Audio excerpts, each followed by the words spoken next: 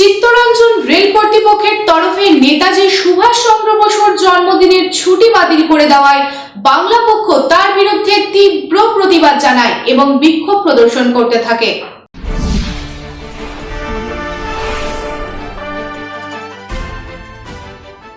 Chittaranjan rail কর্তৃপক্ষের তরফে নেতাজি সুভাষচন্দ্র বসুর জন্মদিনের ছুটি বাতিল করে দেওয়ায় বাংলা পক্ষ তার বিরুদ্ধে চিত্তরঞ্জন রেল কর্তৃপক্ষ থেকে স্মারকলিপি দেওয়ার উদ্যোগ নেওয়া হয়। তাদের কর্মসূচি ছিল জিএম অফিসে বিক্ষোভ করে জিএম এর হাতে স্মারকলিপি দেওয়া।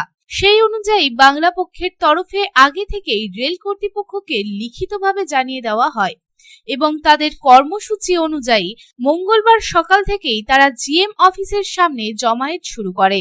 কিন্তু বাংলা পক্ষের তরফে অভিযোগ করা হয় তাদের জোরপূর্বক জিএম অফিসের সামনে থেকে আরপিএফ সরিয়ে দেয়। তাদের বলা হয় কোনো প্রকার জমায়েত বা স্মারকলিপি দেওয়া যাবে না, এমনকি চিত্তরঞ্জন রেল শহরের বাইরে চলে যাওয়ায় নির্দেশ দেওয়া হয়। রেল প্রশাসন তথা আরপিএফ এর এই মূর্তি দেখে বাংলা পক্ষের সদস্যরা ৩ নম্বর গেটের বাইরে এসে অবস্থান বিক্ষোভ শুরু করেন, যার ফলে চিত্তরঞ্জন শহরের ঢোকার মুখে প্রধান রাস্তা ৩ নম্বর গেট অবরোধ হয়ে পড়ে। বাংলা পক্ষের পশ্চিম বর্ধমান জেলার অন্যতম কর্মকর্তা অক্ষয় ব্যানার্জি জানান, স্বাধীনতার যোদ্ধা নেতাজি সুভাষচন্দ্র বসুকে রেল কর্তৃপক্ষ গুরুত্ব দিচ্ছেন না, বাঙালিদেরকে পদে অসম্মান করা হচ্ছে। তিনি আরো বলেন, চিত্তরঞ্জন দাসকে রেল কর্তৃপক্ষ যথাযোগ্য সম্মান দেয় না। 23শে জানুয়ারি ছুটি বাতিলের বিরুদ্ধে এবং বাংলার মনীষীদের সম্মান রক্ষার দাবি জানিয়ে তারা স্মারকলিপি জিএম এর হাতে তুলে দিতে চেয়েছিলেন, কিন্তু সেটিও দিতে দেওয়া হচ্ছে না। তাদের দাবি যতক্ষণ পর্যন্ত তাদের হাত থেকে চিত্তরঞ্জন রেল কর্তৃপক্ষ স্মারকলিপি গ্রহণ না করছেন ততক্ষণ তাদের অবস্থান বিক্ষোভ চলবে। তবে 2.5 ঘন্টা অবরোধ চলার পর তাদের একটি প্রতিনিধি দলকে জিএম অফিসে ডেকে পাঠানো হয় এবং তাদের হাত থেকে স্মারকলিপি গ্রহণ করা হয়। পশ্চিম বর্ধমান জেলার উদ্যোগে এসিএলডব্লিউ কর্তৃপক্ষ এর একটা বাঙালি বিদ্বেষী, এরা সুভাষ বিরোধী, এরা চিত্তরঞ্জন দাস বিরোধী। আমরা জানিয়েছিলাম যে আমরা কালকে আসবো, আমরা জিএম কে ডেপুটেশন দেবো। আমাদের প্রধান দাবি ছিল সুভাষচন্দ্র বসুর জন্মদিন সিএলডব্লিউ বাতিল করে দিয়েছে, তার ছুটিটা সিএলডব্লিউ ছুটি বাতিল করে দিয়েছে। এরা 2019 সালে সুভাষের মূর্তি ভেঙে উপরে ফেলে দিয়েছিল। এরা সুভাষের জন্মদিন পালন করে না, এরা সুভাষের জন্মদিন পালন তো করেই না, সুভাষের মূর্তির একটা মাল্যদান পর্যন্ত করে না। এরা সুভাষের মূর্তি ভেঙে দেয়। 2025 সালে এরা সুভাষের ছুটি বাতিল করে দিয়েছে। এত বড় এরা সুভাষ বিরোধী। এরা চিত্তরঞ্জন দাসের নাম পর্যন্ত এরা চেঞ্জ করতে চায়। বিজেপির অগ্নিমিত্রা পাল বলেছিল এটা শ্যামাপ্রসাদ মুখার্জি নামকরণ করা হবে চিত্তরঞ্জন দাসের বদলে। আমরা বাংলা পক্ষ থেকে আসানসোল বিএনআর থেকে আমলাদুই বাজার পর্যন্ত বাইক মিছিল করেছিলাম, সে আমরা ঘৃণ্য চক্রান্ত আমরা রুখে দিয়েছিলাম।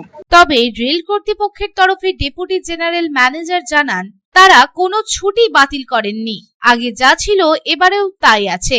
ব্যাখ্যা দিতে গিয়ে তিনি বলেন, এটা রেস্ট্রিক্টেড হলিডে, অর্থাৎ যাদের ইচ্ছে হবে তারা ছুটি চাইবেন এবং যাদের ইচ্ছা তারা কাজ করবেন না। এটা কোনো কথা নয়। আমরা গত বছর যে ক্যালেন্ডার বানিয়েছিলাম তাতেও আমরা নেতাজিতে রেস্ট্রিক্টেড হলিডে দিয়েছিলাম।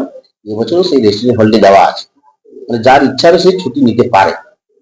সারা বছর 2খানা রেস্ট্রিক্টেড হলিডে পাওয়া যায়, যে আর ইচ্ছা হবে সে আরএস নিয়ে অ্যাভেল করতে পারে ছুটি। মানে এটা কি বলে কোনো ছুটি ছিল না।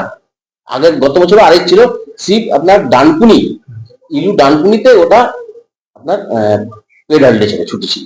এবছর তাই আছে। এখানে আমি তো 2 বছর ছিল না, আগে ছিল আমি কোথায় ছিল পিয়ার বহুত দিন আগে সবসময় রেস্ট্রিক্টেড হলিডে ছিল, মানে যেটা ছিল সেটাই আছে, কোনো পরিবর্তন হয়নি। আর আপনার ডানকুনিতে পেড হলিডে থাকতো, তাই পেড হলিডে আছে।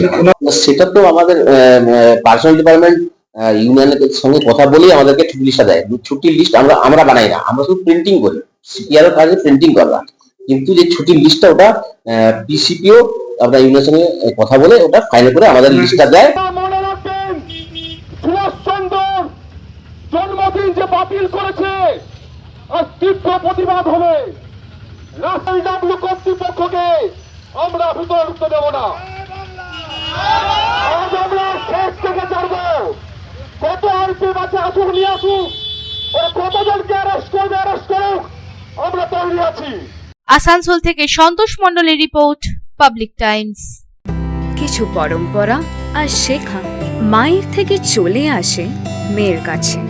ঠিক যেরকম হনুমান্তা চাক্কি ফ্রেশ আটা, ঠিক যেন মায়ের ভালোবাসা, যেমন শুদ্ধতা তেমন স্বাদ।